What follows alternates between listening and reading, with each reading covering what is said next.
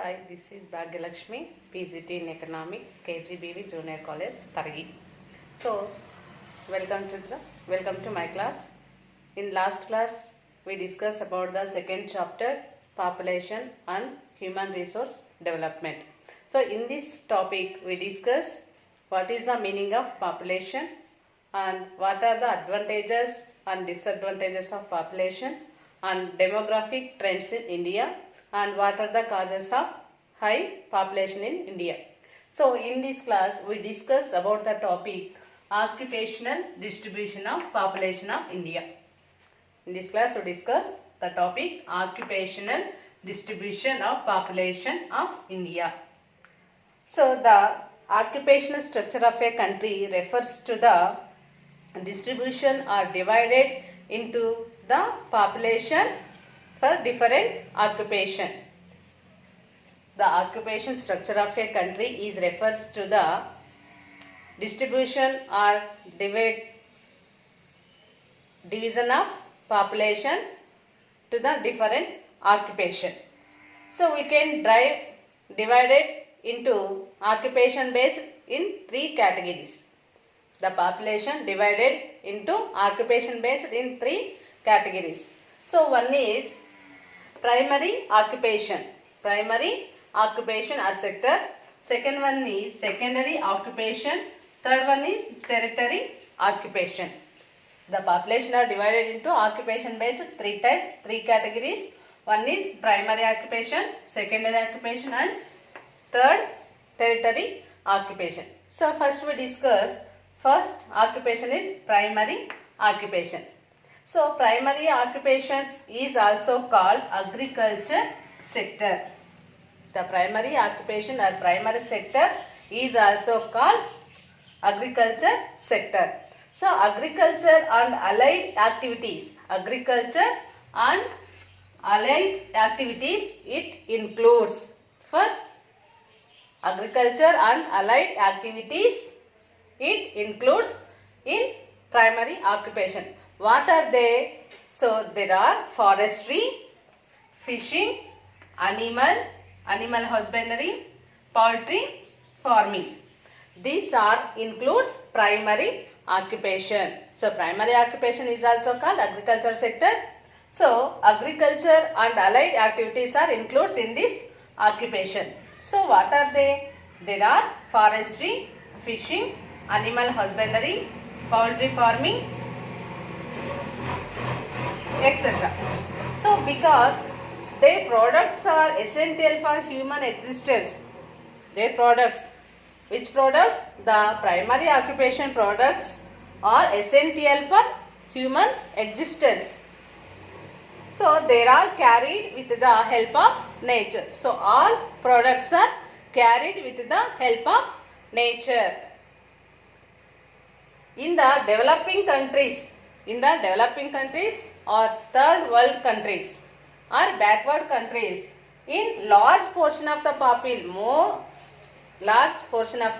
people or most of the people to depend upon or engaged in these activities.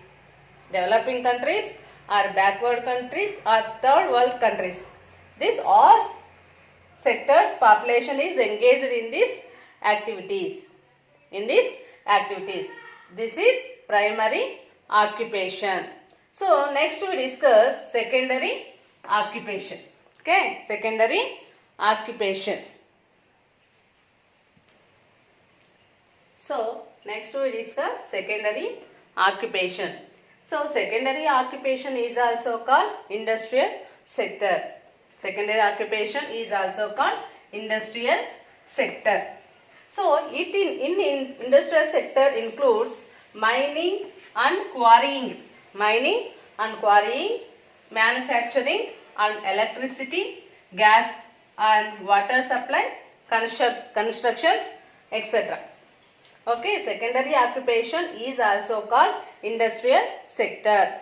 Okay, secondary occupation is also called industrial sector. So in this sector includes in mining and quarrying,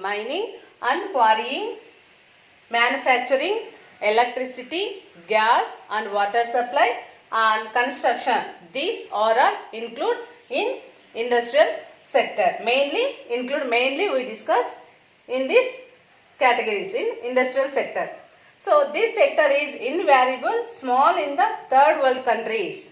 In this sector, variable in small, very short portion of the peoples engaged in third world countries. Third world countries means developing countries, and observes only a small of the labor force and a small portion of the in this section or in this sector we this observe only a small of the population, very less proportion of the population in this lived in industrial occupation or industrial sector. Observes only a small of the labor force in industrial sector. So secondary occupation is also called industrial sector. So industrial sector includes in mining and quarrying, manufacturing and electricity, gas and water supply, construction. These are all including secondary occupation. So in this sector is in a variable small in the third world countries. Third world countries means developing countries like India, Sri Lanka, China. These countries very small proportion of the population lived in industrial sector are engaged in this sector. So and we observe that only small proportion of the small percentage of population in industrial sector. Why? Because most of the population lived in rural areas.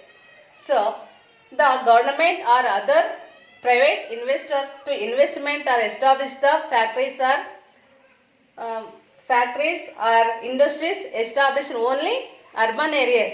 Urban areas is well developed areas and well skilled labor is also available. That's why all the investors to establish the industries in urban areas.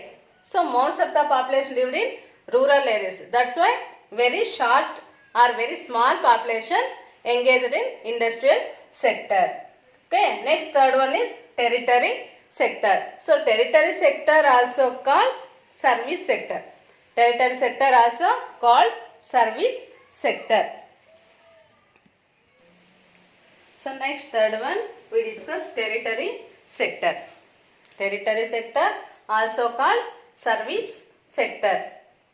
Territory sector is also called service sector.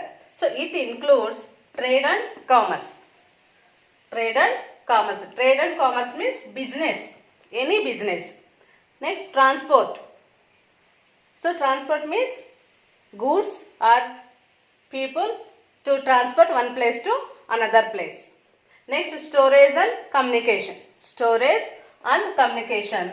Next, banking, insurance, real estate, community services, personal service, education and health. These are all includes in territory sector or third sector. Okay. Territory sector is also called service sector.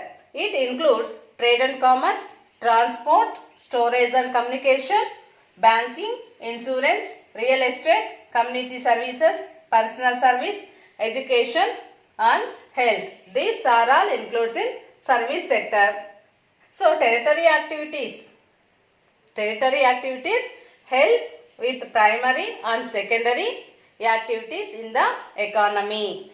The territory sector activities are help to the primary sectors or primary occupation and secondary occupation to help activities in the economy. So this is territory sector.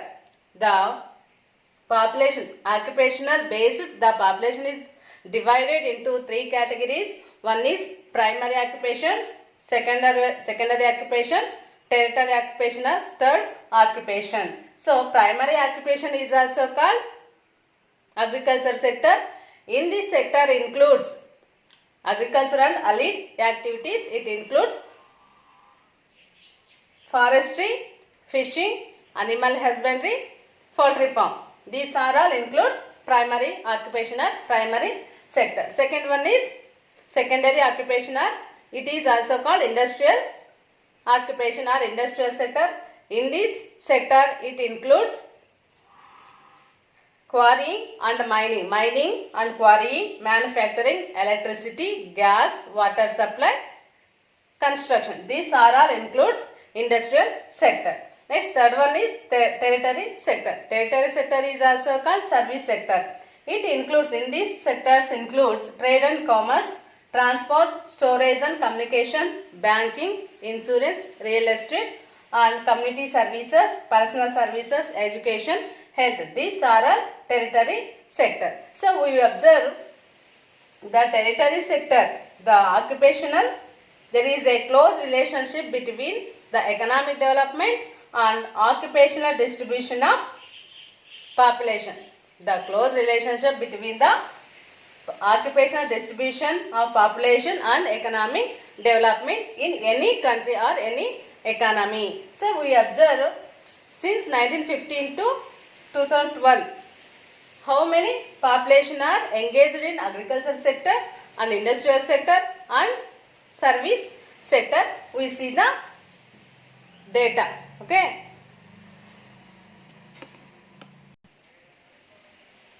So, according to above table, we see since 2011, 48.9% of the labor force to employed in agriculture sector are primary occupation. So, according to above table 2011, in agriculture sector, 48.9% of the population employed in this occupation. So, compared to the since 1951, so 72.1% of the population employed in agriculture. Okay, 1951, 72.1% of the population employed or engaged in agriculture sector. Next, to 1981, 71.8% of the population engaged in agriculture. So, in 1951 to 1981, to reduce to engage agriculture sector. And 2001, we see 2001 census, only 56.7% of the population engaged in agriculture sector. And according to 2011 census, only 48.9% of the population only engaged in agriculture sector. So we see day by day, year to year, the engaged population in agriculture sector reduced. Day by day reduced the engaged population in agriculture sector. And we see industrial sector also. In 1951, only 10.7% of the population to engage in industrial sector. And 1981, 12.2 and 2001, 18.2 and 2011 census, 24.3%. So, day by day the industrial sector engaged in population is increase. In 1951, only 10.7% of the population engaged in industrial sector.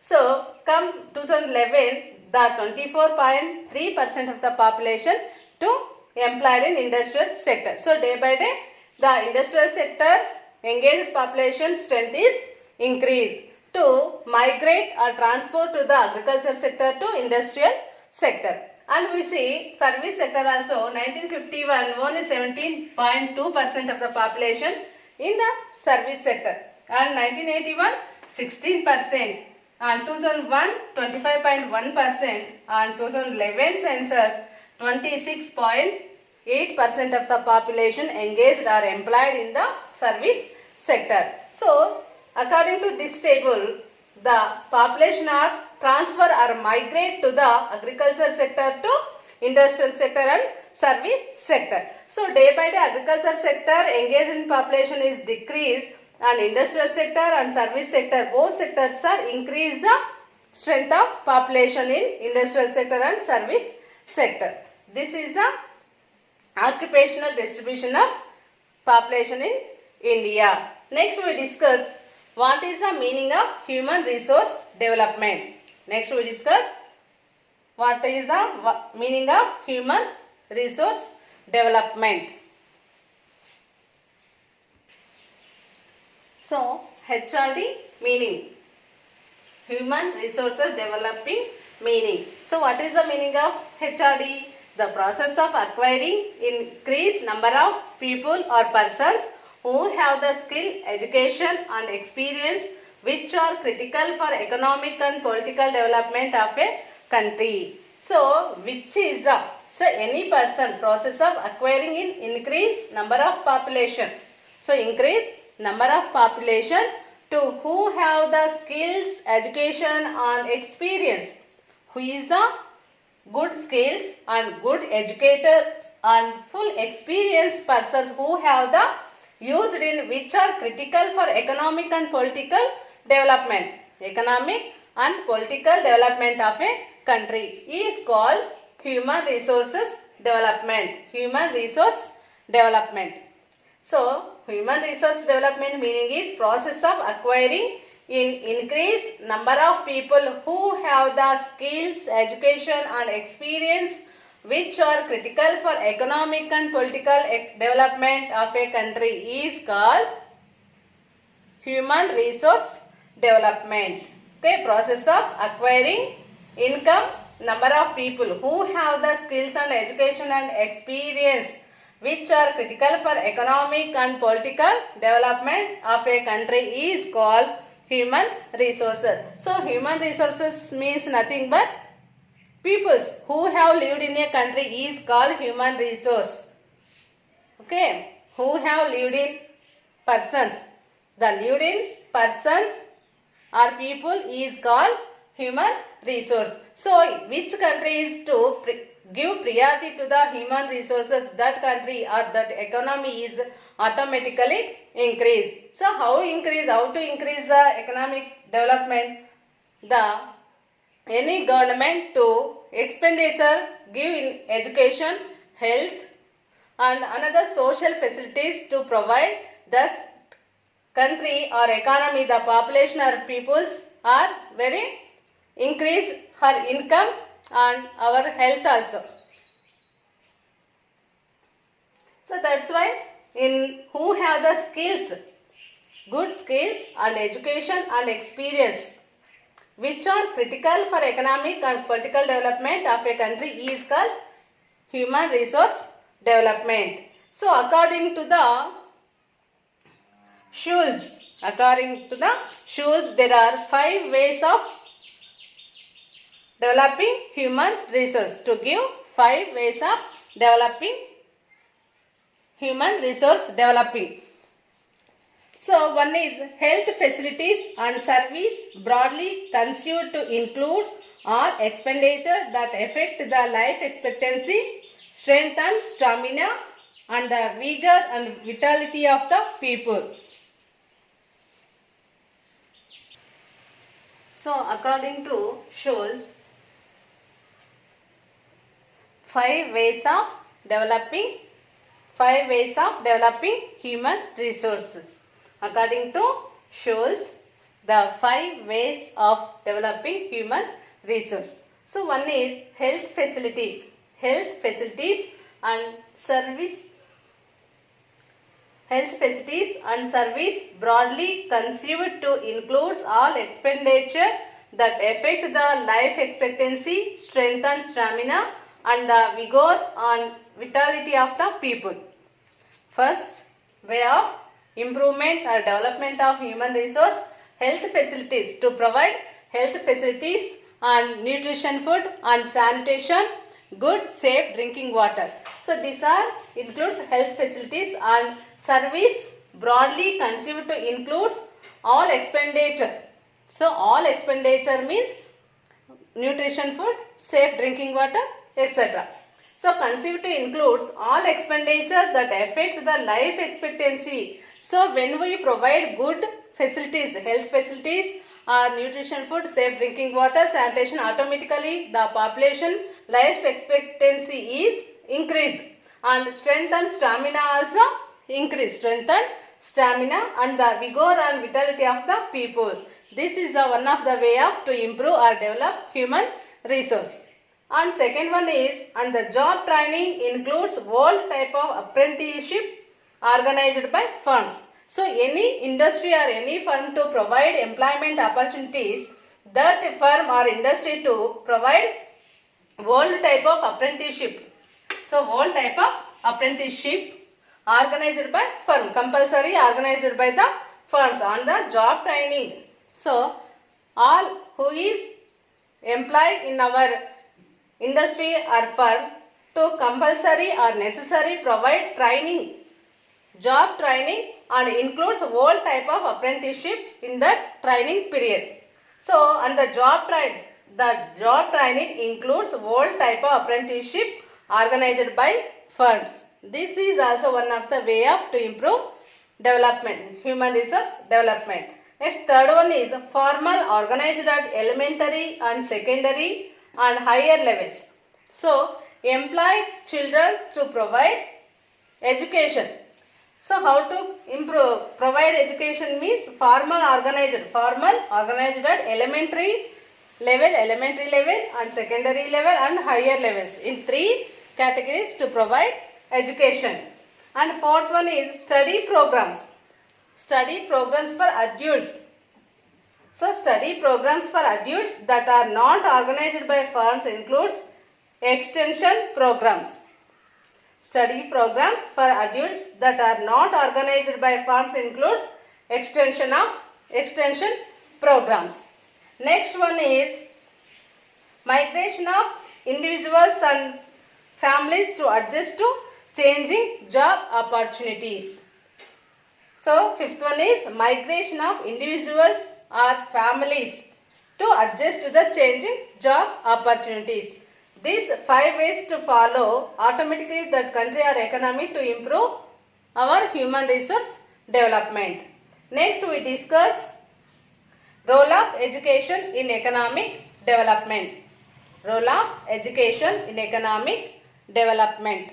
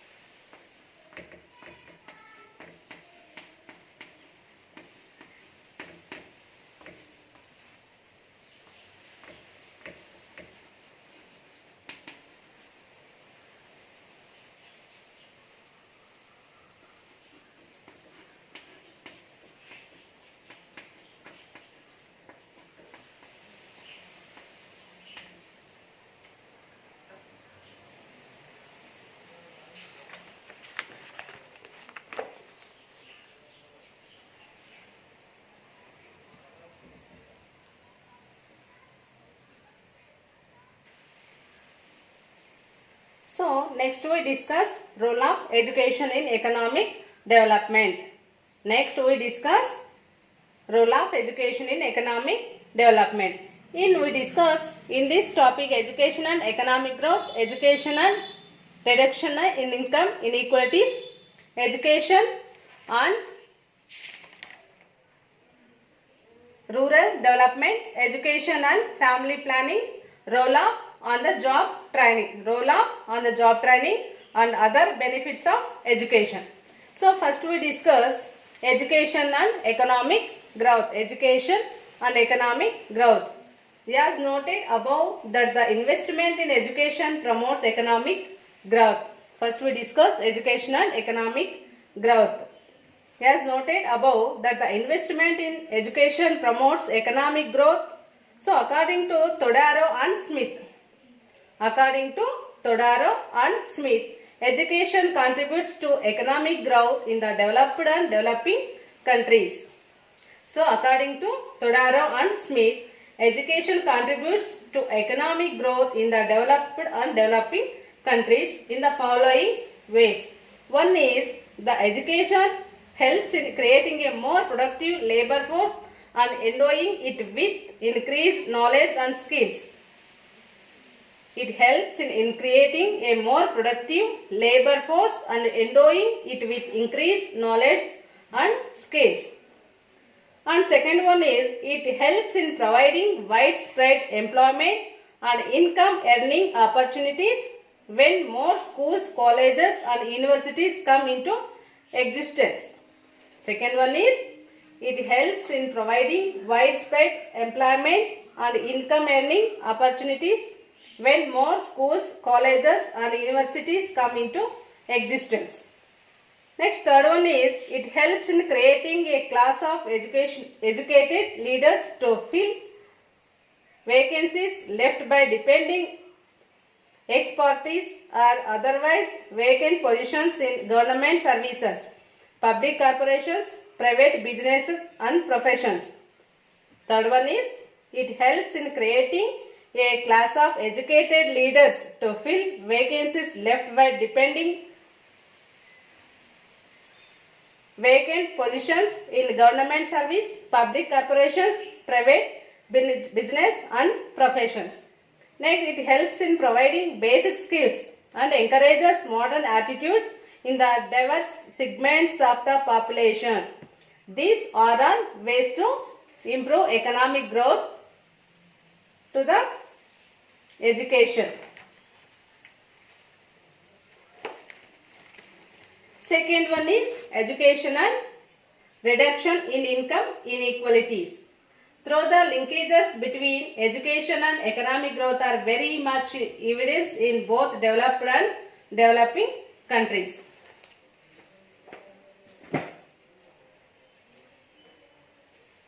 So role of education in economic development. So we discuss education and economic growth, education and reduction of income inequalities, education and rural development, education and family planning. So these are role of education. Next we discuss briefly in next class.